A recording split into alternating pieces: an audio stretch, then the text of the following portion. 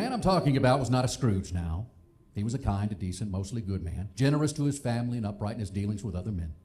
But he just did not believe in all that incarnation stuff that the churches proclaim at Christmas time. It did not make sense, and he was too honest to pretend otherwise. He could not swallow the Jesus story about God coming to earth as a man. He told his wife, "I'm truly sorry to distress you, but I will not be going to church with you this Christmas Eve." Said he'd feel like a hypocrite, that he'd much rather just stay home, but that he would wait up for them. So he stayed, and they went to the midnight service. Now, shortly after the family drove away in the car, snow began to fall. He went to the window to watch the flurries getting heavier and heavier, and then he went back to his fireside chair and began to read his newspaper. Minutes later, he was startled by a thudding sound, and then another, then yet another. At first, he thought somebody must be throwing snowballs against the living room window. But when he went to the front door to investigate, he found a flock of birds huddled out there miserably in the snow. They had been caught in the storm, and in a desperate search for shelter, they had tried to fly through his large landscape window. That was what had been making the sound. Well, he couldn't let those poor creatures just lie there and freeze. So he remembered the barn where his children stabled their pony. That would provide a warm shelter. All he would have to do is direct the birds into that shelter. So quickly he put on his coat and galoshes, and he tramped through the deepening snow to the barn. And he opened the doors wide. And inside the barn he turned on a light so the birds would know the way in.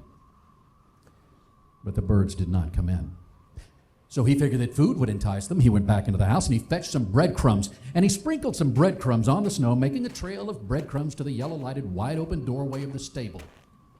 But to his dismay, the birds ignored the breadcrumbs. They just continued to flop around helplessly in the snow. He tried catching them. He could not.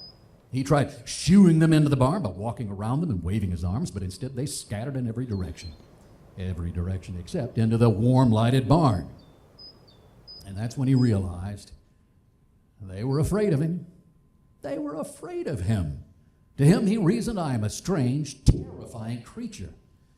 If only I could think of some way to let them know that they could trust me, that I'm not trying to hurt them, but to help them." But how? Because any move he made tended to frighten them and confuse them. They just would not follow. They would not be led or shooed because they feared him. And that's when he realized and thought to himself, if only if I was a bird. If I was a bird, I could mingle with them. I could speak their language and tell them not to be afraid. Well, then I could show them the way to the safe, warm barn. But then I would have to be one of them, wouldn't I?